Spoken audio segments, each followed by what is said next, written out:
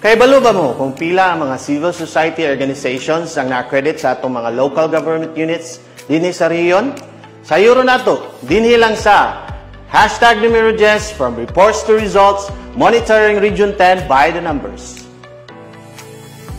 Una sa tanan, nganong kinahanglan magpa-accredit ang usa ka civil society organization or CSO sa atong mga LGU?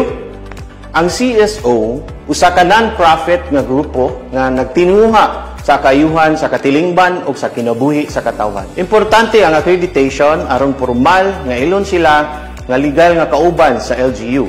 Kasaligan, maka-apil sa local special bodies o makatampo sa pagplano o pagpatuman sa mga proyekto sa komunidad. Sa Region 10, mao kini ang kadaghanon sa mga accredited CSO as of April 2025. Dinhi, makita nato na adunay total of 2,736 CSOs ang na-accredit sa Region 10 ug ang probinsya sa Bukidnon ang naay pinakadaghan niini with 804 accredited CSOs.